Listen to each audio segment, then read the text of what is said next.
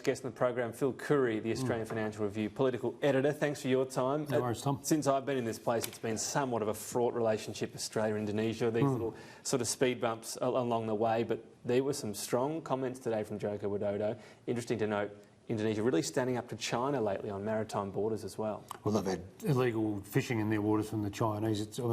Indonesia is one of the countries in the region, in the ASEAN region, along with Vietnam. There's another one with which Australia has got a particularly sort of close working relationship when it comes to trying to maintain order in the region. So this visit today is to sign the trade agreement, but it's a lot more than that. There's a lot going on there, and we see each other as both important.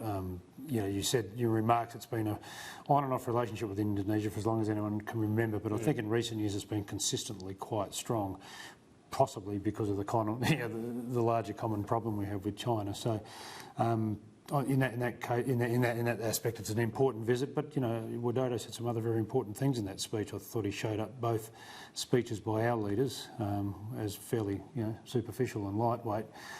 He spoke about the path towards 2050, how both our nations had to lead in this region on climate change, on economic development, on fighting poverty. Made some important points on identity politics and threats to democracy. Some really valid points. I thought it was a very substantial speech and one worth going back and listening to or reading again. Yeah, a whole segment on climate and the environment. Also spoke about, he introduced a notion of a wave of youth. So both countries, I suppose this is what we're talking about, a genuine cultural embrace of each other, not just about Australians going off to Bali or Indonesians coming here and working a bit and going home, but genuinely closer ties, so there's a fondness between the two nations that we might talk about with the Kiwis at the moment. That's right, but a common interest too. Our countries have a common interest in thwarting the various threats that he spoke about and get the kids talking to each other using, he mentioned Instagram and Netflix and Facebook and all the other things, and he said the kids are doing it, whether we like it or not, and it's a good way. The future obviously is about the young people. I thought it was a very good speech. I thought it was short and it was to the point and it was it was substantial. And nothing like talking about a bit of substance when you're having more machinations on the national side now. What have you made of today? I guess Lou O'Brien, the concrete sort of development, and Matthew Canavan very free to speak on Twitter and so on. Look, I don't know what Lou O'Brien's doing other than registering his disappointment with Michael McCormack remaining as leader and not giving him a job in the reshuffle, but he's certainly weakened his ability to do anything about that now by no longer being in the party room, so I'm not sure what his plan is. So he loses, for him to get, if there is another STOUSH in 6 months' time, he'd have to be invited back into the party room. Yeah, is that right? I don't know. I believe that's the can't just sort of run back in and say I want to vote. I'm here. Yeah, You right. have to be invited back to have the vote. So that's the kind of tricky part, because he's seen as a Joyce loyalist. Probably not the smartest strategic move, but then again, they didn't show a lot of that last week either. So, but look, the bigger thing, Tom, they're out there trading barbs on coal and climate change again today. Juxtaposed against Jokowi saying by 2050 we should be leading the world. They're having a fight over whether you should even have an ambition to do anything by 2050. So it sort of shows the difference, doesn't it? So the story this morning in 9 newspapers about this 2050 target and the briefing out was, no, it's not a target, it's a strategy. This probably goes to how fraught this is, that even having a 2050 target, which I think we all admit, you've got to say here's kind of how we'll do it, but it's not like you're going to be held to account. Tom, I remember in the election campaign, Labor developed an aspiration to have a certain number of electric vehicle sales by the end of the decade. Angus Taylor gave them no benefit of the doubt then. He called it a target. He got all this dodgy modelling done and gave it to the tabloids and absolutely skewered Labor of it. So I don't think he's in any position now to engage in a battle of semantics over whether it's a target or a strategy. I've just got a strategy and that's it. It's a target. Sorry, you mortgaged that right during the election campaign in my books. Fair enough. And what about the coal situation? I suppose the key question is, there is this study, this feasibility study.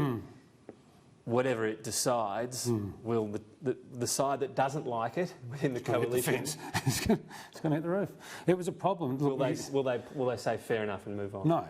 Well, no, especially if it's against this coal-fired power station. Look, if you go back to March before the election, this thing was thrown out there to quiet the Nationals before the election because they were worried Scott Morrison was spending too much time talking about pumped hydro as the energy future and gas and things like that. And they said, oh, what about coal? So they threw this thing on the table at 5 minutes before he called the election just to shut them up.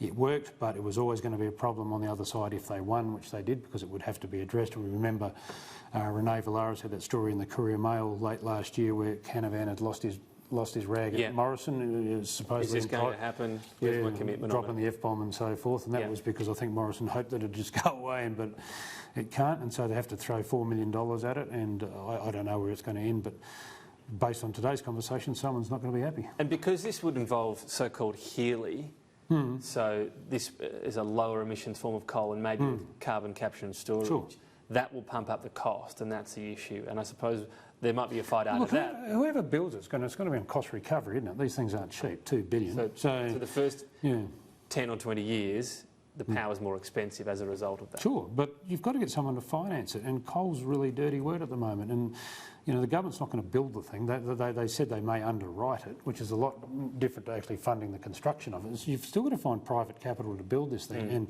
there's not a lot of enthusiasm out there amongst private capital to build these things. Yeah, so that's the important difference. They will guarantee, for example, a certain price for electricity. They'll agree to buy the power. There's different ways you can underwrite it. So we'll buy your power for 20 years if no one else does, and that pays for the mine. It makes it economically viable. You're subsidising. You're effectively subsidising. So you can do that. Yeah. But your point is, who still will independently finance that? Which bank? Well, someone might do it if the government says we'll buy all the power, because you can't lose on it. But you'd want to know the details of what they're prepared to do in terms of underwriting it before you're committed to building it, and you'd have to have the government locked in on a contract. So it's a long way from being built, this thing, but it's just Scott Morrison's walking right up the middle at the moment between the two sides of his party.